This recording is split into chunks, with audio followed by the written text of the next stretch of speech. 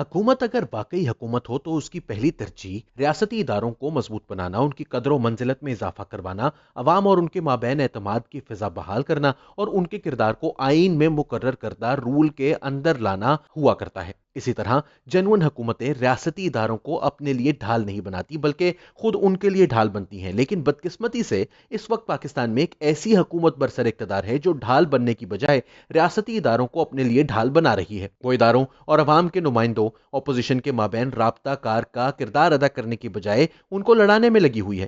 ریاست کے ادارے ملک بھر کے عوام کے ادارے ہوا کرتے ہیں، وہ سب کے لیے قابل احترام ہوتے ہیں اور ہر شہری ان پر یکساں دعویٰ کرتا ہے، لیکن یہ تاریخ کی انوکھی حکومت آئی ہے جو اداروں کی آڑ لے کر باقی تمام پاکستانیوں کو ان کا دشمن بنا رہی ہے۔ ان کے کیسز کی مجبوری تھی، کوئی اور خوف تھا، یا پھر اداروں سے تصادم نہیں چاہتے تھے، لیکن حقیقت یہ ہے کہ پیپلز پارٹی اور مسلم لیگ نون نے متنازع ترین انتخابات کے باوجود سسٹم کو چلانے کی کوشش کی، جبکہ اداروں کی بھی یہ کوشش رہی کہ ان کے ساتھ تعلقات کو معمول پر لایا جائے، لیکن عمران خان مفاہمت کی ہر کوشش کو سبوتاژ کرتے رہے۔ پیپلز پارٹی تو انتخابات سے قبل بھی تابعدار تھی اور انتخابات کے بعد بھی صدارتی الیکشن وغیرہ میں تحریک انصاف کے ساتھ تعاون کیا، جبکہ مسلم لیگ نون بھی شہباز شریف کے بیانیے کو اپنا کر شرافت کی سیاست کرنے لگی، لیکن عمران خان نے پکڑ دھکڑ کو ترجیح دی۔ اس سے اپوزیشن کو اشتعال دلانے کے ساتھ ساتھ معیشت کا بھی ستیہ ناش کیا گیا اور فواد حسن فواد یا احد چیمہ جیسے افسران کا انجام دیکھ کر بیوروکریسی نے بھی کام کرنا چھوڑ دیا۔ یوں معیشت تباہ ہونے لگی تو اداروں نے اس کو مزید تباہی سے بچانے کی خاطر اور اس سوچ کی خاطر کہ سونامی سرکار پوری توجہ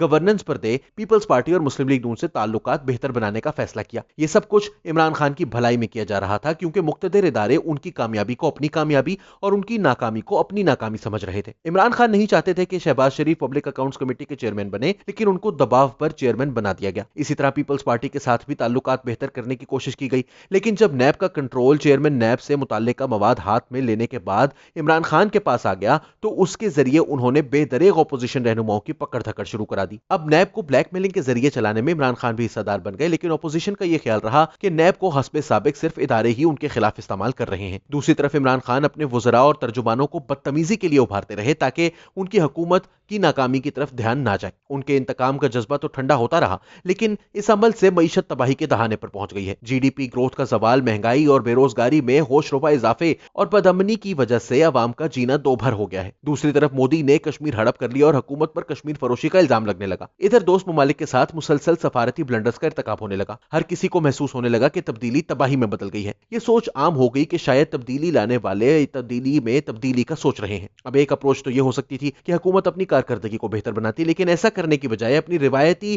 حکمت عملی کو اپنایا گیا کہ اپوزیشن اور ریاستی اداروں کو لڑایا جائے تاکہ ان کے سوا کوئی آپشن ہی نہ رہے۔ پہلے وزیر اعظم اور ان کے قریب ترین سرکاری افسران نے جان بوجھ کر آرمی چیف کی مدت ملازمت میں توسیع کے نوٹیفیکیشن کو متنازع بنایا۔ پھر سپریم کورٹ اور فوج کو لڑانے کی شعوری کوشش کی گئی، اور جب معاملہ قانون سازی تک آیا تو یہ سوچا گیا کہ اس معاملے پر فوج اور اپوزیشن دستوں گریبان ہو جائیں گے۔ چھوٹی جماعتوں کے برعکس پیپلز پارٹی اور مسلم لیگ نون نے خلاف توقع اس عمل کو ووٹ دے کر سپورٹ کیا۔ پھر حکومت کو یہ احساس ہونے لگا کہ اپوزیشن اور اداروں کے مابین کشیدگی کے خاتمے کا یہ سلسلہ آگے نہ بڑھے۔ چنانچہ ایک وزیر کو کہا گیا کہ وہ بوٹ لے جا کر ٹی وی شو میں رکھ دیں تاکہ اپوزیشن کو اشتعال دلایا جائے۔ اس کے بعد سے آج تک تمام وزیروں اور ترجمانوں کی ایک ہی ڈیوٹی ہے کہ وہ ریاستی اداروں اور اپوزیشن کو ایک دوسرے کے خلاف اشتعال دلائیں۔ دوسری طرف اپوزیشن کے خلاف قانونی اور نیب کی سطح پر اقدامات فروغ نسیم اور بیرسٹر شہزاد اکبر کے سپرد کیے گئے۔ یہ حکومت نے ایک اور چالاکی کی ہے، کیونکہ ان کے بارے میں یہ تاثر عام ہے کہ وہ دونوں عمران خان کے نہیں کسی اور کے بندے ہیں۔ چنانچہ ان کے اقدامات کا غصہ حکومت کی بجائے کسی اور جگہ نکلتا ہے۔ ریاستی اداروں اور اپوزیشن کی اس لڑائی کو حکومتی ترجمان اپنے بیانات سے گرماتے اور عمران خان اس سے لطف اٹھاتے ہیں۔ بدقسمتی سے ان کے ذہن میں یہ بات بیٹھی ہوئی ہے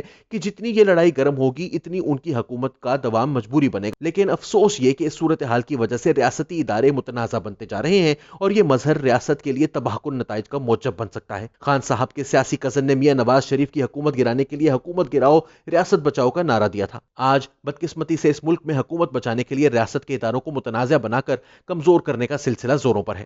جب حکومت وقت کے ذہن میں یہ بات بیٹھ جائے کہ ریاستی اداروں کی کمزوری اور عوام کے نمائندوں سے ان کی لڑائی میں ہی اس کی بقا ہے، تو پھر اس ریاست کا اللہ ہی حافظ ہے۔